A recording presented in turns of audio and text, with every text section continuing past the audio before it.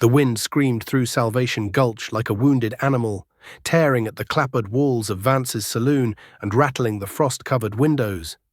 It was the kind of winter night in Montana, 1887, that made you feel the cold deep in your soul, the kind that stripped away pretense and left only the raw truth of survival. Inside, the saloon buzzed with a restless energy, men hunched over whiskey glasses, their faces carved by hardship, their voices rough as gravel. The air hung heavy with the tang of spirits and the musk of unwashed bodies, a sanctuary from the storm outside. Silas Thorn pushed through the swinging doors, a gust of snow swirling in behind him. At 60, he carried the weight of too many years, shoulders broad but stooped, hands calloused from decades of ranching, and grey eyes that had seen more death than any man should. His coat, patched and worn, clung to him as he shook off the cold. The ache in his bones a constant companion since the Civil War. He wasn't here for a drink. Though, no, something darker had drawn him out into the blizzard tonight, a whisper that had snaked through town and coiled tight around his conscience. He edged toward the bar, where Eleanor Vance presided like a queen over her rough-hewn kingdom. She was a tall woman, her hair streaked with silver, her eyes sharp enough to cut through any lie. "Silas," she said, her voice a low growl softened by a flicker of warmth. "Storm like this. I figured you'd be holed up by your fire." "Couldn't," Silas muttered, resting a hand on the bar. "Heard about the girl." Eleanor's face tightened, her rag pausing mid-swipe over a glass. "Miriam Cole. Poor thing's barely 18, and her aunt's selling her off like a steer at market. $50 to clear a debt. Makes my blood boil, but folks do ugly things when the wolf's at the door." Silas didn't reply. He didn't need to. He knew the wolf too well, had felt its teeth when fever took his wife Clara, when a runaway wagon stole his daughter Lila. The ranch he'd built with them was all he had left, a creaking monument to loss, and he'd spent the last decade trying to outrun the ghosts that lingered in its shadows. But this auction was a fresh kind of cruelty, one he couldn't ignore. A murmur rippled through the crowd, and Silas turned. At the front of the saloon, a rickety stage had been thrown together, lit by the greasy glow of oil lamps. And there she stood, Miriam Cole, a fragile figure swallowed by a threadbare shawl, her belly round with child. Her dark hair fell in tangles around a face pale as moonlight, her eyes darting like a trapped deer's. Beside her, her aunt, a hatchet-faced woman with a voice like a whip, shouted to the room. $50. Gents. She's young, sturdy, and that babe'll be working your land in a few years. Who'll start the bidding?" The saloon stirred, a low rumble of interest. A man in the back, his grin sharp and predatory, called out, "20. Another, a hulking miner with fists like slabs of meat, countered. 25. Miriam flinched with each bid, her hands clutching the shawl tighter, and Silas felt something snap inside him. $50 for a life, 2 lives. It was a mockery of everything he'd once believed in. He stepped forward, his boots thudding against the floorboards. 50, he said, his voice cutting through the din like a blade. The room went still, every head swiveled toward him, the weight of their stares pressing down. Miriam's eyes met his, wide and searching, caught between fear and a fragile glimmer of hope. Her aunt squinted, suspicious. "You got the cash?" Thorn Silas reached into his coat, pulling out a crumpled stack of bills, money he'd been saving for a new plow, for a future he wasn't sure he'd live to see. "Right here," he said, holding it up. The aunt snatched it with bony fingers, counting it twice before shoving Miriam toward him.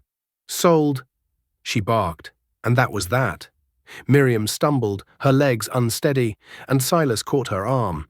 She was lighter than he'd expected, trembling under his grip. Up close, he saw the hollows under her eyes, the way her lips quivered. "Easy now," he said softly. "You're all right."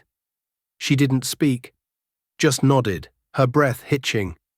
The crowd parted as Silas led her toward the door, their whispers trailing behind like smoke. Outside, the storm roared, snow blinding and relentless. But Silas didn't hesitate. He helped her into his wagon, Bess snorting against the wind, and they set off for the ranch. The ride was a battle, snowdrifts swallowing the trail, the cold sinking into their bones. Miriam huddled against the seat, her shawl no match for the weather, and Silas kept his eyes on the path, guiding Bess with steady hands. He'd travelled this road 1,000 times, but tonight it felt different. Heavier, like the weight of a second chance he hadn't asked for. When they finally reached the ranch, the house loomed out of the whiter squat, weathered thing of logs and memories. Silas kicked the door open, ushering Miriam inside. The fire was low but alive, casting a soft glow over the room, a table scarred by years. A quilt Lila had stitched, still draped over a chair, untouched since she'd gone. Miriam sank into a seat by the hearth, her shivering easing as the warmth reached her. "Stay there," Silas said, moving to the stove. "I'll fix you something hot." She nodded again, silent, her hands cradling her belly. He filled a kettle, the clank of metal loud in the quiet, and stole a glance at her. She was so young, too young for this kind of pain, and yet there was a spark in her, a resilience he recognized. It stirred something in him, a memory of Lila's stubborn spirit. And he pushed it down. He handed her a mug of tea, their fingers brushing for a moment. She looked up, her voice barely a whisper. "Why'd you do it? Why'd you buy me?" Silas paused, the question hanging between them. He saw Clara in his mind's eye, frail and fading, and Lila, laughing as she chased the wind. "Because I couldn't stand by," he said at last, his voice rough. "Not when I've lost too much already." Her brow creased, confusion flickering, but she didn't press him. Silas turned to the fire, adding a log, letting the crackle fill the silence.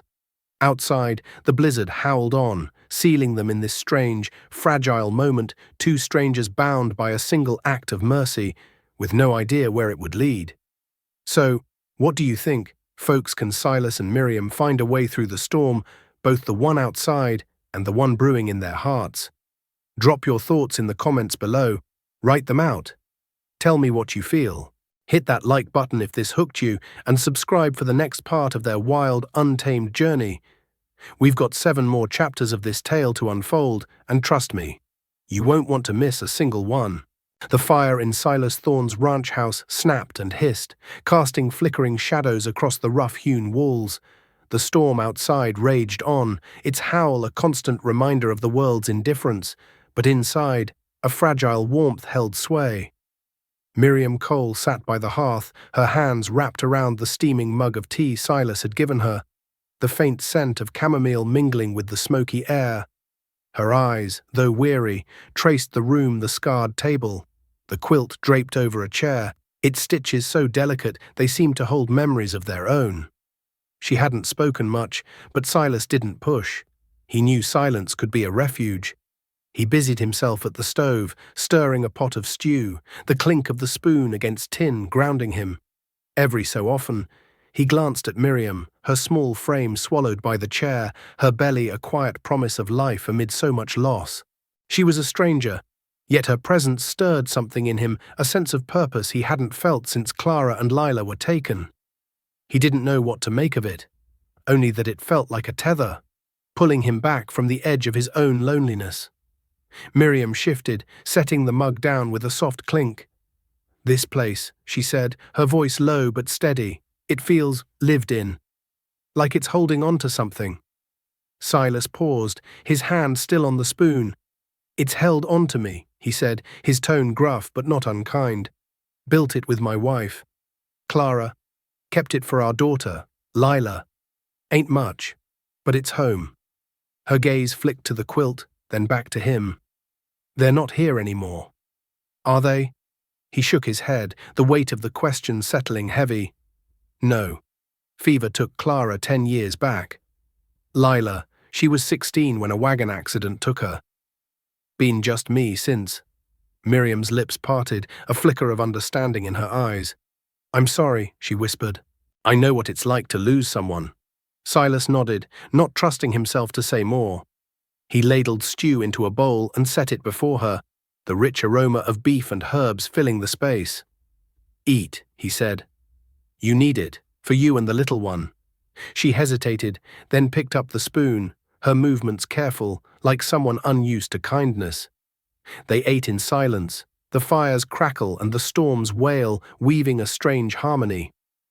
When she finished, Miriam leaned back, her hand resting on her belly. "The man who did this," she said, her voice barely above a whisper. "Jasper Wade. He promised me a future, then left me with nothing but shame." Silas's jaw tightened. He'd heard of Jasper, a charming drifter with a smile that could fool a saint, tied to a cattle baron named Harlan Creed who owned half the county. Men like that left wreckage wherever they went.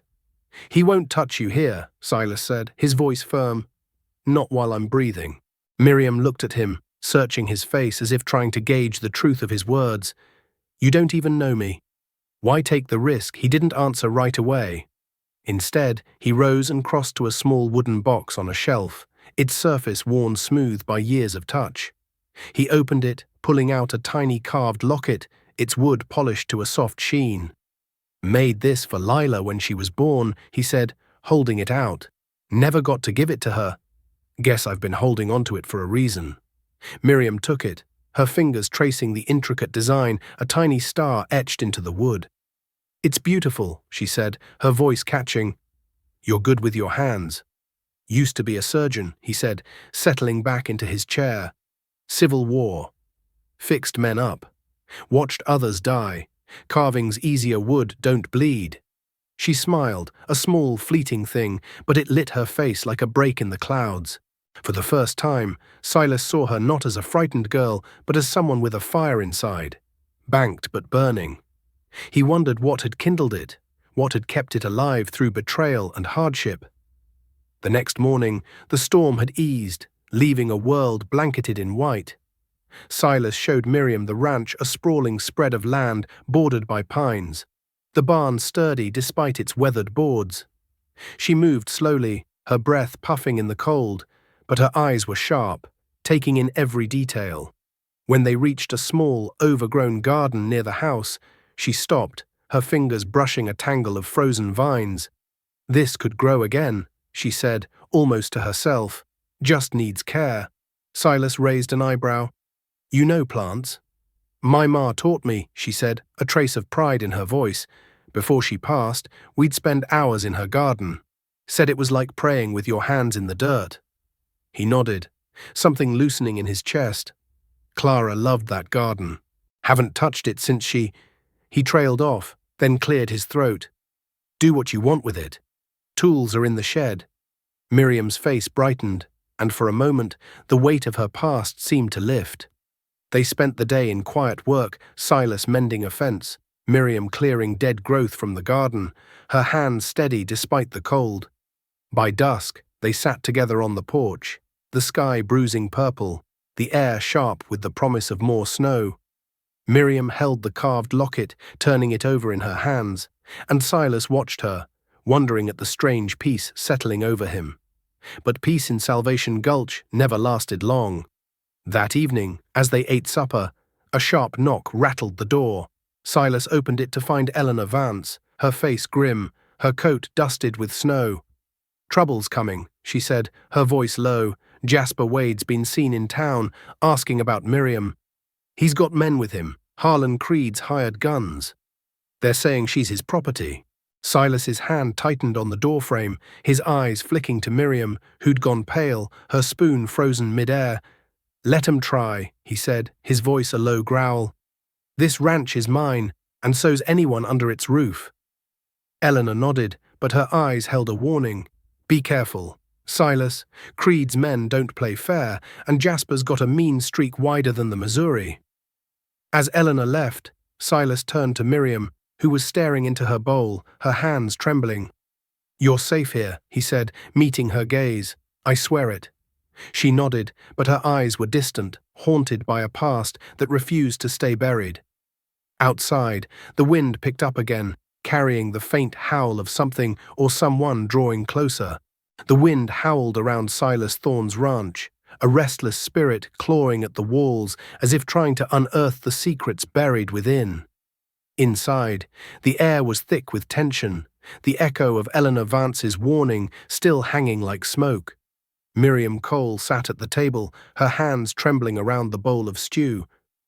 her eyes fixed on a point beyond the room, as if she could see Jasper Wade and his hired guns riding through the snow. Silas stood by the door, his face carved from granite, his hand resting on the rifle propped against the wall.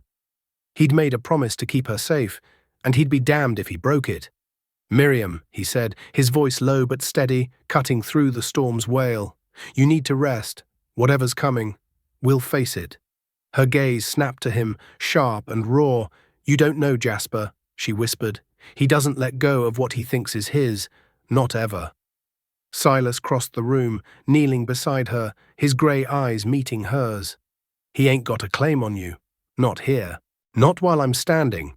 She swallowed, her fingers tightening around the carved locket Silas had given her, the tiny star etched into its surface, grounding her. For a moment, the fear in her eyes softened, replaced by something fiercer, a spark of defiance that reminded Silas of Lila, of Clara, of the women who'd fought for every scrap of hope they had. He stood, his jaw set, and checked the rifle's chamber. The click of metal was a promise of its own. The night deepened, the storm growing wilder, as if the heavens themselves were bracing for a reckoning. Silas barred the door and shuttered the windows, the wood groaning under his hands.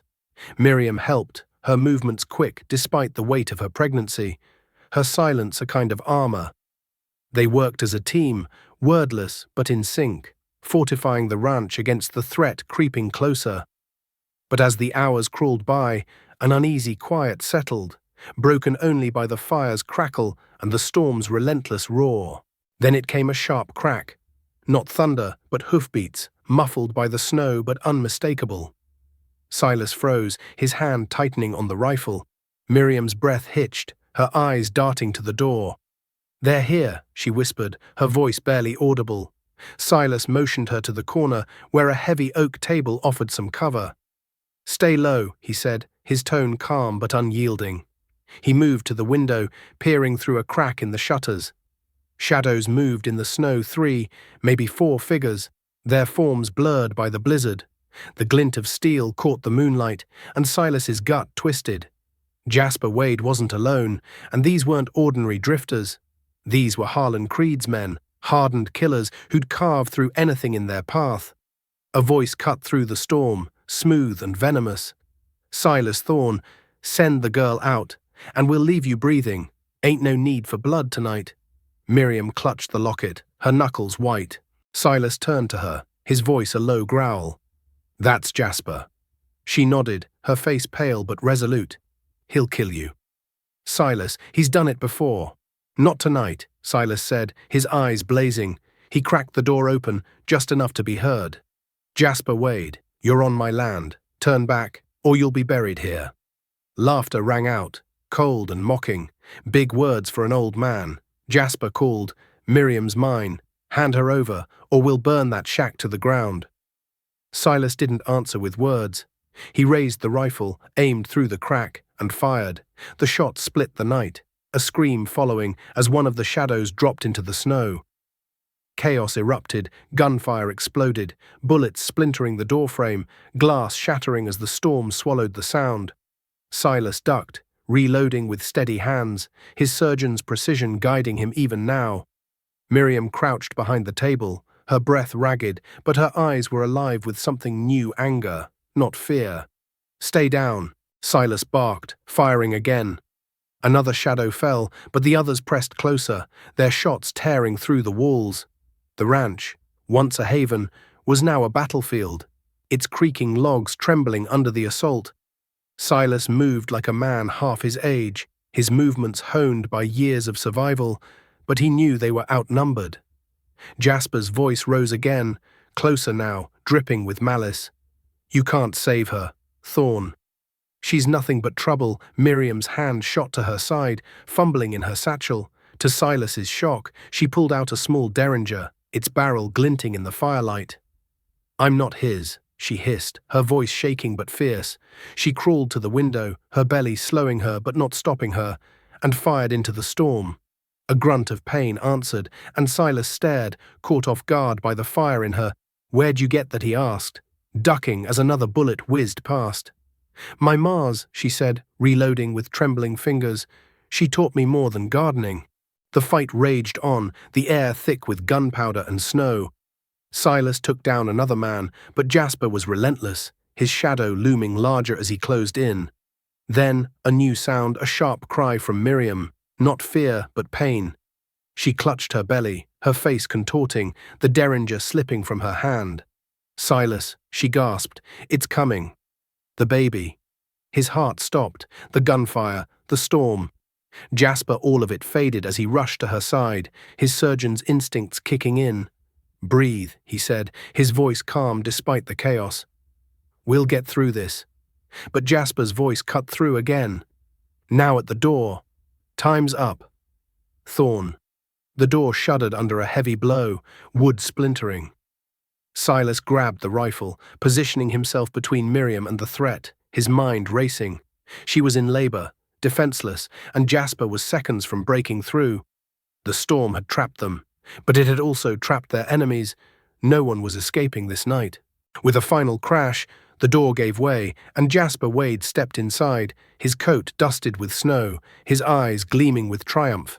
He was younger than Silas expected, handsome in a cruel way, his revolver trained on them. "Miriam," he crooned, "you didn't think you could run, did you?" Silas raised his rifle, but Jasper was faster, his shot grazing Silas's shoulder, hot pain searing through him. He staggered but didn't fall, his grip tightening. Miriam, gasping through a contraction, grabbed the derringer again, her hands shaking but her aim steady. "You don't own me." She spat and fired. The shot was wild, but it caught Jasper off guard, clipping his arm. He roared, lunging toward her, and Silas acted on instinct, tackling him to the floor. The two men grappled, fists and fury, as Miriam's cries grew sharper. The storm, the gunfire, the pain, it all blurred into a single, desperate moment. And Silas knew this was the fight of his life. The air in Silas Thorn's ranch house was thick with the smell of gunpowder and fear, the shattered door swinging on its hinges as the blizzard roared outside. Silas grappled with Jasper Wade on the floor, their breaths ragged, fists flying in a brutal dance of survival.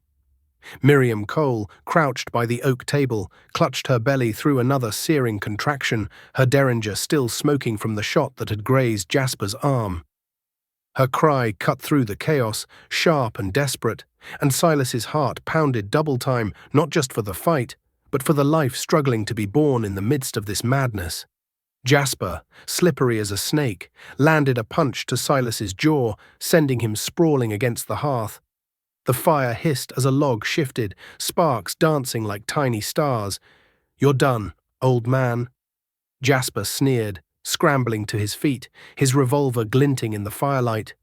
But Miriam, her face twisted with pain and fury, wasn't done. She lunged for the derringer, her hands trembling, but her resolve ironclad. "Leave him alone," she shouted, her voice cracking as she aimed. The shot went wide, pinging off a cast-iron pot with a comical clang that might have been funny if death weren't so close. Jasper froze, his eyes narrowing, and for a split second, Silas saw his chance. He grabbed a poker from the hearth and swung, catching Jasper's knee with a sickening crunch. The younger man howled, collapsing, his revolver skittering across the floorboards. Silas dove for it, his shoulder burning from the earlier graze, but he held it steady, pointing it at Jasper's chest. "Move, and you're dead." Silas growled, his voice low and lethal. Jasper, panting, raised his hands, his charm replaced by a snarl. Outside, the storm muffled the sounds of the remaining hired guns, their shouts growing fainter. Either they were retreating or the blizzard had claimed them. For now, the fight was here, in this room, with a woman in labor and a man who'd lost too much to lose again. Miriam's gasp pulled Silas's attention. She was doubled over, her hands gripping the table's edge, her face pale as the snow outside. "Silas," she whispered, "it's close. I can't hold on." He dropped to her side, the revolver still trained on Jasper, who watched with a mix of rage and calculation. Silas's surgeon's instincts kicked in, his hands steady despite the chaos. "Breathe, Miriam," he said, his voice softer now, the same tone he'd used on wounded soldiers decades ago. "Slow and steady. I've got you." She nodded, her breath hitching, but her eyes locked on his, trusting him in a way that made his chest ache. He glanced at Jasper, who was inching toward the door, thinking he could slip away. "Don't even try it," Silas snapped, cocking the revolver. Jasper froze, his smirk faltering, and Silas couldn't help a wry thought. Here he was, playing nursemaid and gunslinger at the same time, a 60-year-old fool caught in a storm of his own making. "Silas, I'm scared," Miriam admitted, her voice small but fierce. "What if I can't do this?" "You're doing it," he said, his free hand squeezing her shoulder. "You're stronger than you know. Stronger than him." He jerked his head toward Jasper, who scoffed, but the sound was weak, like a man who knew he was losing ground. The next contraction hit hard, and Miriam gripped Silas's hand, her nails digging into his palm. He talked her through it, his voice a steady anchor, but his eyes never left Jasper. The situation was absurd, delivering a baby while holding a killer at gunpoint, the storm screaming like it wanted a front-row seat. Silas almost laughed at the thought, but the pain in Miriam's eyes kept him focused. "Keep breathing," he said. Then, in a flash of inspiration, tossed a coil of rope from the corner to Jasper. "Tie your hands to that chair," he ordered. "Nice and tight, or I'll put a bullet where it'll hurt most." Jasper's eyes widened, caught off guard by the command. "You're joking," he said, but the revolver's barrel said otherwise. Grumbling, he complied, fumbling with the rope in a way that was almost comical, like a child caught stealing pie. Silas watched, half expecting him to try something, but the man's bravado was crumbling. Miriam, between breaths, let out a shaky laugh. "He looks like he's tying his own noose," she said, and Silas's lips twitched despite himself. "Good girl," he murmured, turning back to her. "Keep that fire." The labor intensified, Miriam's cries blending with the storm's howl. Silas set the revolver within reach, his hands moving with the precision of his surgeon days. He grabbed clean linens from a shelf, Clara's old linens, untouched for years, and spread them out, his heart twisting at the memory.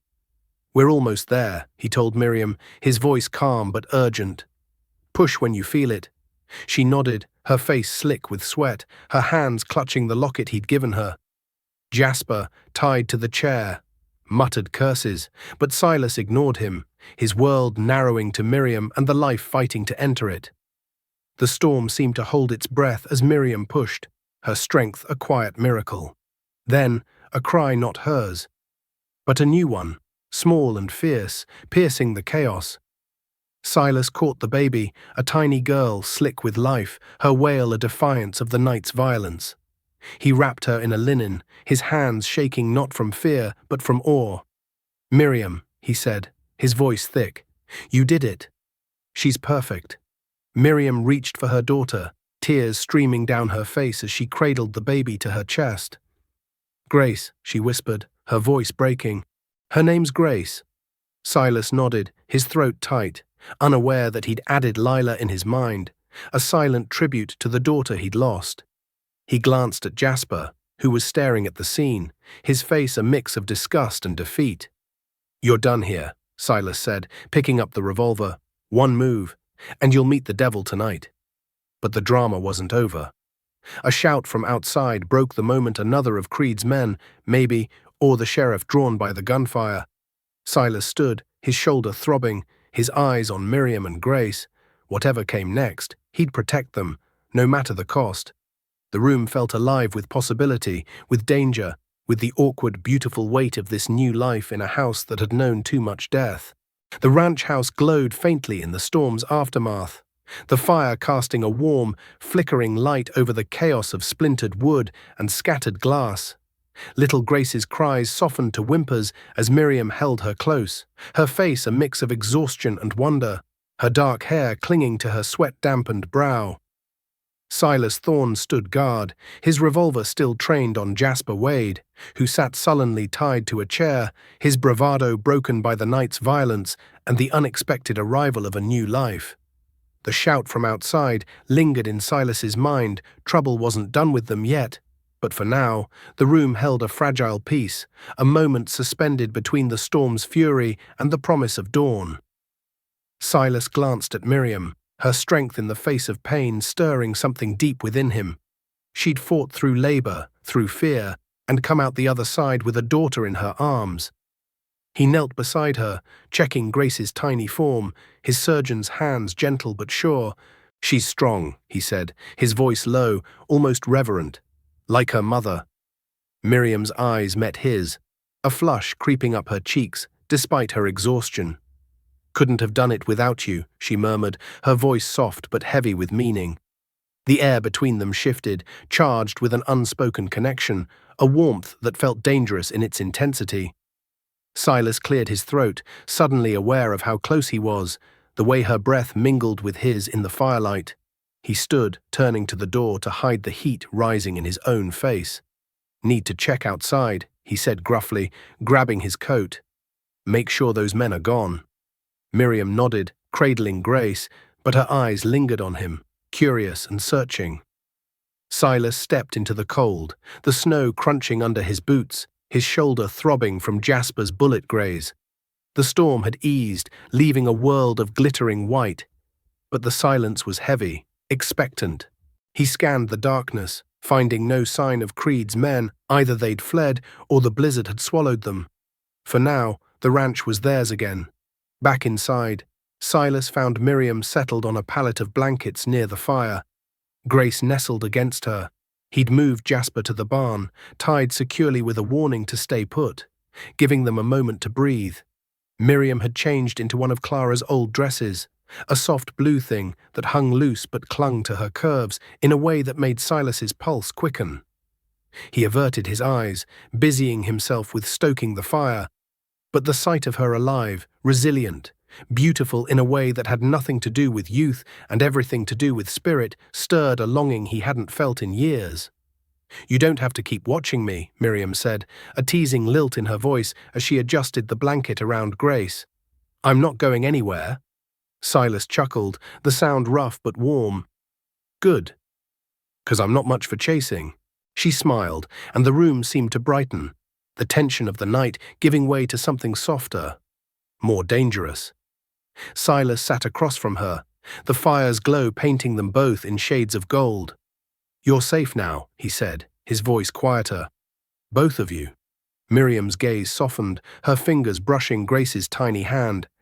"I haven't felt safe in a long time," she admitted. "Not since Jasper, not since everything." Silas leaned forward, his elbows on his knees, his hands clasped to keep them still. "What happened?" "Miriam before tonight." She hesitated, her eyes distant, then spoke, her voice steady but laced with pain. "He was charming at first. Said he'd marry me, build a life. I believed him stupid. Maybe. But I did. When I told him about the baby, he laughed. Said I was a fool to think he'd stay. Left me to face the town's whispers alone." Silas's jaw tightened, anger flaring for the man who'd broken her trust. "He's the fool," he said, "not you." Her lips curved, a small, grateful smile, and she shifted closer, the space between them shrinking. The firelight caught the curve of her neck, the way her hair fell in soft waves, and Silas felt a pull, a warmth that was more than the fire's doing. He stood abruptly, muttering about fetching water, but Miriam's hand caught his wrist, her touch light but electric. "Stay," she said, her voice barely above a whisper. "Just for a minute." He froze, her fingers warm against his skin, his heart thudding in a way that felt both foreign and familiar. He sat again, closer now, their knees nearly touching. The air was thick with unspoken words, with the weight of two people who'd known too much loss and found something unexpected in each other. Miriam's eyes held his, bold yet vulnerable, and Silas felt the years fall away, the ache of his past mingling with a new, tentative hope. "You don't look at me like I'm broken," she said, her voice trembling. "Everyone else does." "You ain't broken," he said, his voice rough with emotion. You're like this land, been through hell, but still standing." Her breath caught, and for a moment they were still, the world narrowing to the space between them. Silas's hand moved, almost of its own accord, brushing a strand of hair from her face. Her skin was soft, warm, and the touch sent a shiver through him, a longing he hadn't allowed himself to feel since Clara. Miriam leaned into his hand, her eyes closing briefly, and the intimacy of it was overwhelming, a quiet promise in a night of chaos. Grace stirred, her tiny whimper breaking the spell, and they both laughed softly, the sound easing the tension. Silas pulled back, his face flushed, and Miriam tucked the blanket tighter around her daughter, a shy smile playing on her lips. "You're not what I expected." "Silas Thorn," she said, her tone light but her eyes serious. "Likewise," he replied, his voice gruff but warm. He stood, needing to move, to ground himself in the practical. "I'll get that water now. You rest." As he stepped outside, the cold air hit him like a slap, but it couldn't cool the warmth spreading through him. Miriam and Grace had changed something in this house, in him, and he wasn't sure what to make of it. But as he filled a bucket from the well, a distant sound, hoofbeats, faint but growing, sent a chill down his spine. Jasper was still in the barn, but someone else was coming, and in Salvation Gulch, visitors at this hour rarely brought good news. The cold night air bit at Silas Thorn's hands as he stood by the well, the bucket heavy with water, its icy surface reflecting the faint moonlight breaking through the storm's remnants. The distant hoofbeats he'd heard sent a prickle of unease down his spine, a warning that the fragile peace inside the ranch house where Miriam Cole cradled her newborn daughter, Grace, in the fire's warm glow, was about to be tested again. Jasper Wade, tied up in the barn, was no longer the immediate threat. But Salvation Gulch had a way of conjuring trouble from the shadows. Silas tightened his grip on the bucket, his shoulder aching from the bullet graze, and headed back inside, his boots crunching the snow with purpose. Miriam looked up as he entered, her face softened by the firelight, though her eyes still held a trace of the vulnerability they'd shared moments ago. The memory of her touch, the way her fingers had lingered on his wrist, stirred a warmth in him that battled the cold seeping through the broken door. Grace slept soundly against her mother, a tiny bundle of hope in a night of chaos. Silas set the bucket down, his gaze flicking to the shattered window, where the wind carried the faint but growing sound of approaching riders. "More trouble?" Miriam asked, her voice steady despite the fear flickering in her eyes. "Likely," Silas said, grabbing his rifle from the wall. "Stay with Grace. I'll handle it." She nodded, her hand instinctively tightening around the carved locket he'd given her, the one he'd made for Lila all those years ago. Silas stepped to the door, peering into the darkness, his breath puffing in the cold. The hoofbeats were closer now, accompanied by the jingle of spurs and the low murmur of voices. He braced himself, expecting Harlan Creed's hired guns, but what emerged from the snow was something else entirely, a figure he hadn't seen in years, one that stopped his heart cold. "Silas Thorn," a voice called, rough but familiar, tinged with a warmth that didn't match the night's tension. The rider dismounted, his silhouette tall and broad, a hat tipped back to reveal a weathered face framed by graying hair. It was Amos Holt, the sheriff of Salvation Gulch, a man Silas had known since their days patching up soldiers in the Civil War. Behind him rode two deputies, their rifles slung but ready, their eyes scanning the ranch. "Amos," Silas said, lowering his rifle but not his guard. "What brings you out in this mess?"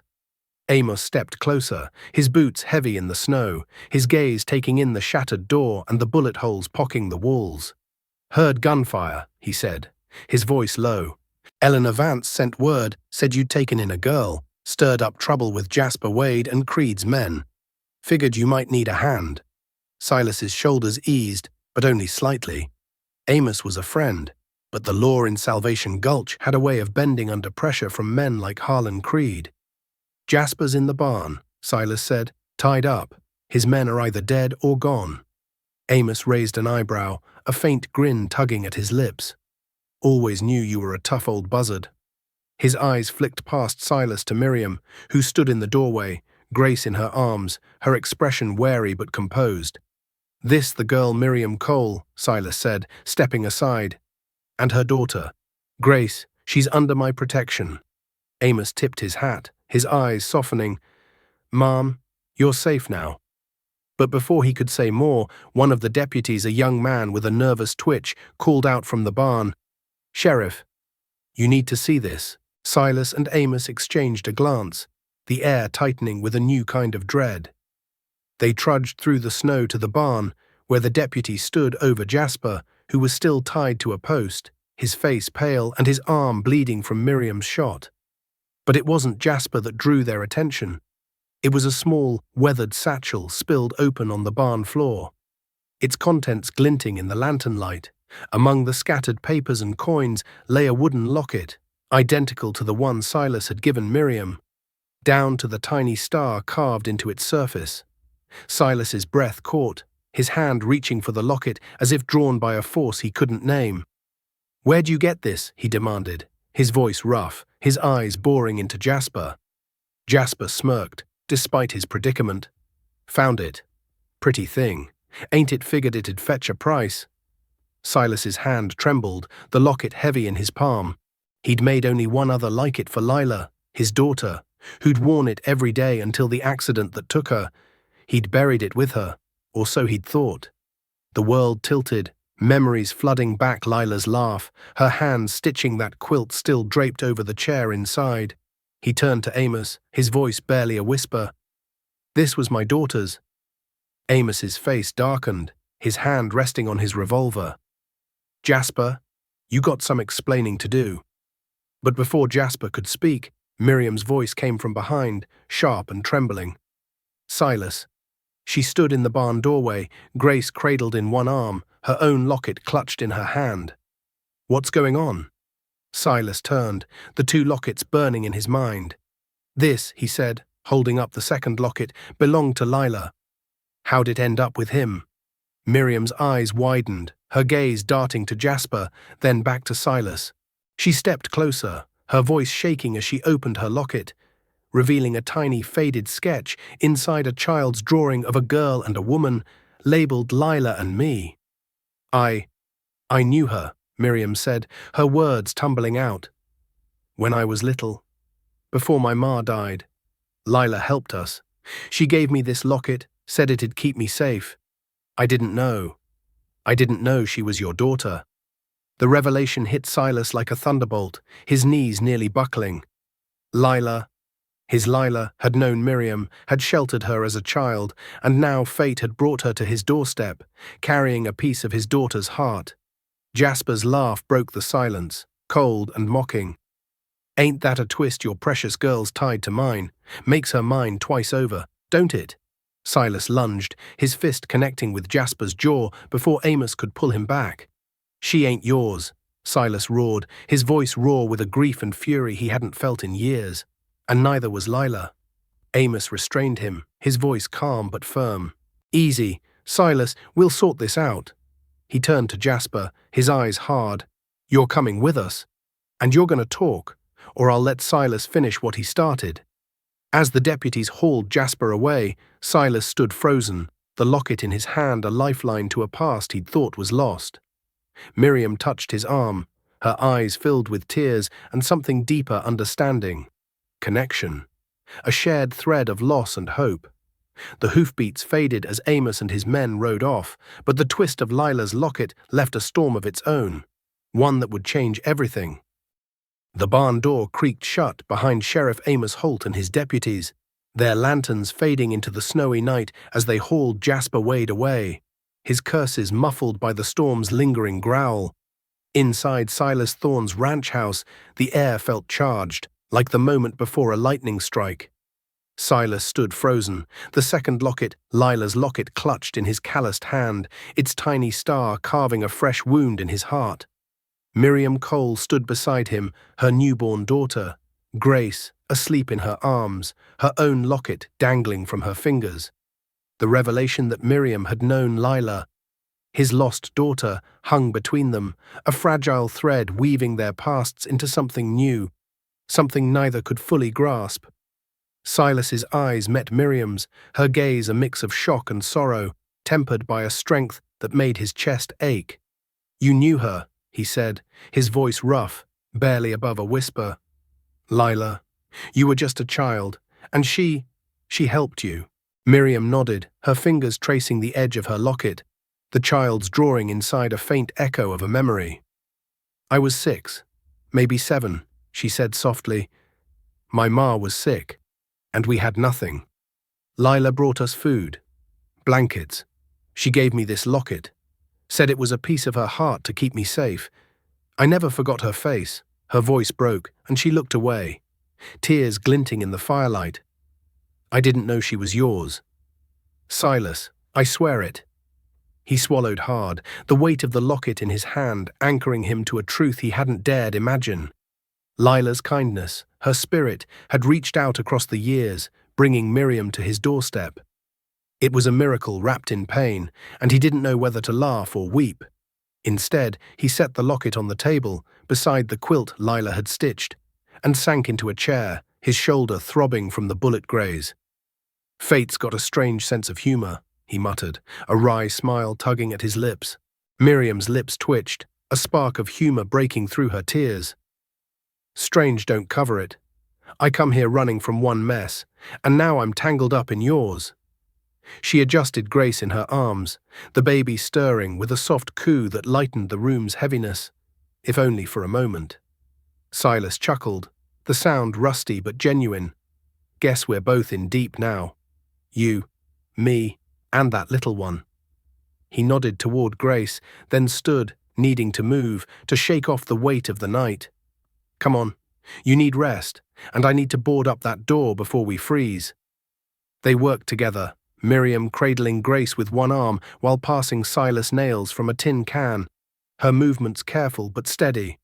The task was awkward, Silas fumbling with a hammer, his shoulder stiff, while Miriam tried to balance motherhood and carpentry with a newborn in tow. At one point, a nail slipped from Silas's fingers, clattering to the floor, and he cursed under his breath. Dang it. I'm too old for this. Miriam laughed, a soft, unexpected sound.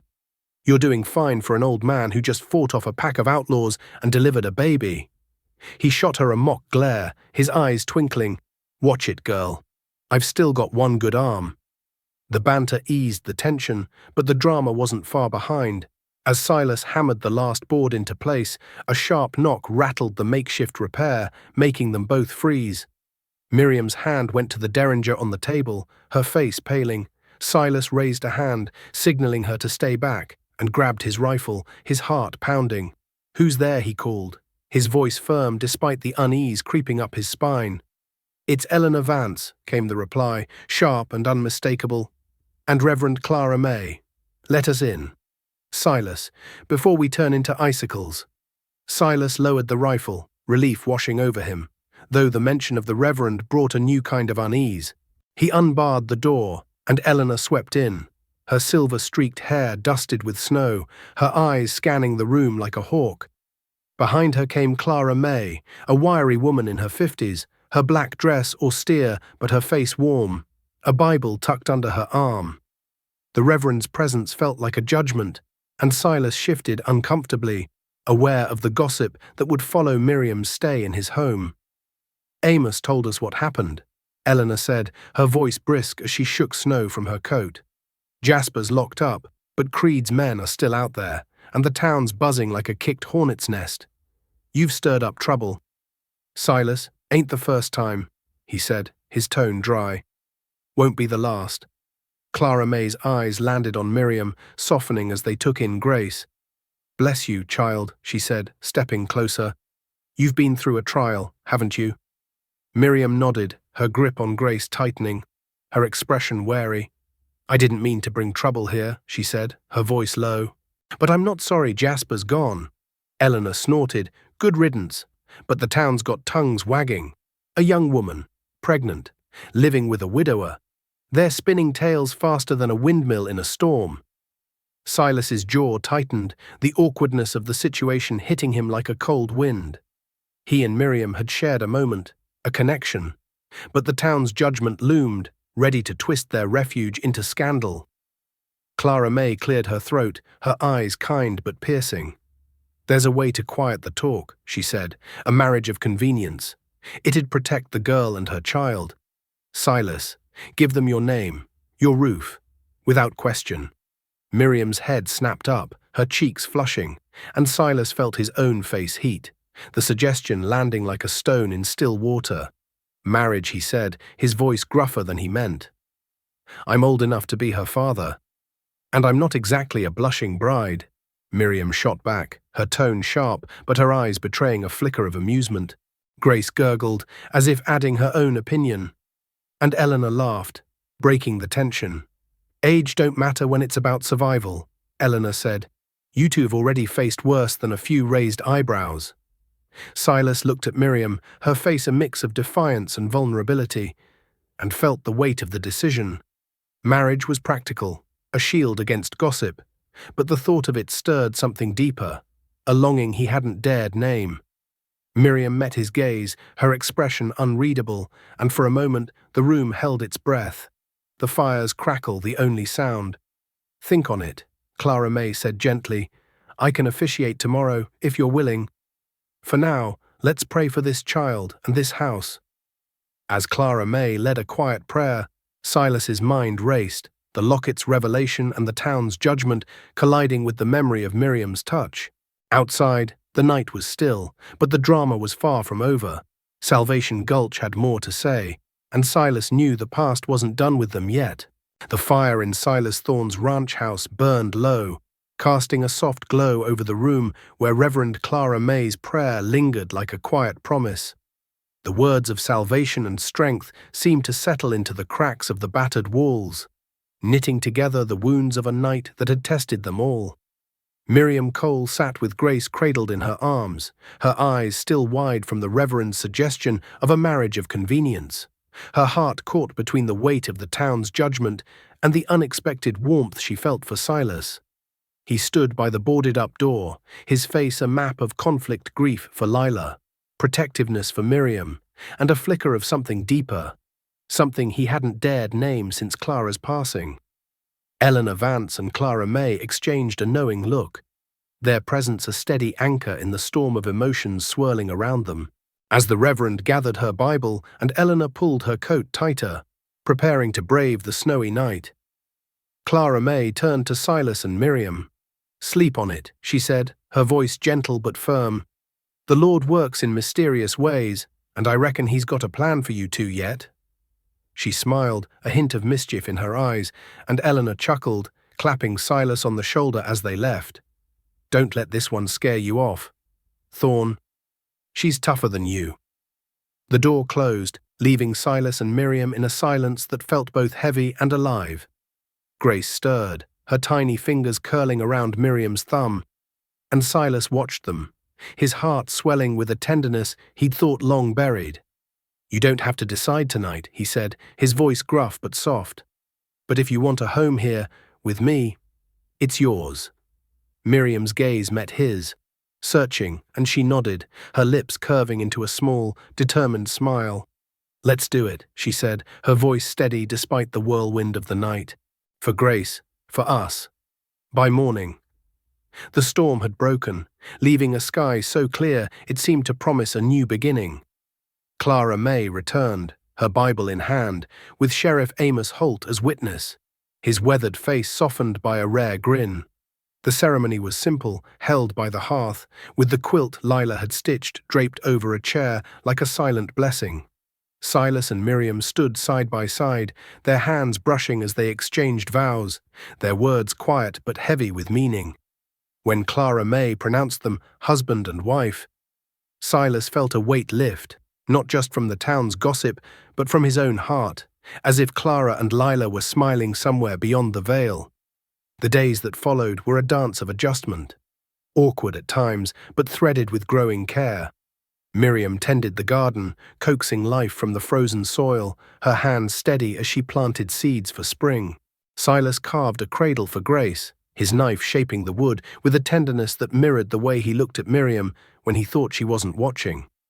One evening, as they sat by the fire, Miriam found a small, leather-bound journal tucked beneath Lila's quilt, its pages filled with her looping script. She read aloud, her voice trembling, stories of Lila's kindness, her dreams, and a single line that stopped them both. Helped a little girl named Miriam today. She's got a spark that'll carry her far. Silas's eyes glistened, and Miriam reached for his hand, their fingers intertwining. She tied us together, Miriam whispered, even before we knew. The discovery deepened their bond, a bridge between past and present. But Salvation Gulch wasn't done with its surprises. A week later, a letter arrived, delivered by a nervous postmaster who'd braved the muddy roads. It was from Miriam's mother's estate, a small inheritance she'd never known about, a sum just enough to clear Silas's bank loan, securing the ranch's future. Miriam laughed, tears in her eyes, as Silas stared at the paper, dumbfounded. "Seems Lila's still looking out for us," he said, his voice thick with emotion. Spring came to Salvation Gulch, painting the hills with wildflowers and softening the town's sharp edges. Silas, Miriam, and Grace attended church, their presence drawing whispers but also allies. Eleanor Vance stood by them, her sharp tongue silencing detractors, while Amos Holt tipped his hat, his quiet support a shield against judgment. At the town festival, under a sky strung with lanterns, Silas and Miriam danced, their steps tentative at first, but growing bolder. Grace, cradled by Clara May, cooed as the fiddles played, and the townsfolk watched, some with envy, others with warmth. Silas pulled Miriam close, his hand steady on her waist, and whispered, "I was afraid to lose again. But you're worth the risk." Miriam's eyes shone, her smile free and unguarded. "I choose you, Silas, not because I have to, but because I want to." Their dance was a quiet vow, a promise of a family forged not by blood, but by choice.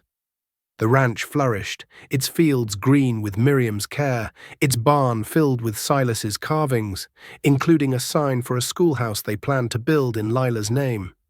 Grace, with her bright eyes and stubborn spirit, became their heart, a symbol of renewal in a land that had known too much hardship. As the festival lanterns swayed, Silas and Miriam stood together, watching the stars emerge, their hands clasped, their future uncertain but bright. Salvation Gulch had tested them, but they'd emerged stronger, their love a quiet rebellion against loss and despair. The West was wild, but their home was a haven, built on resilience and the courage to start again.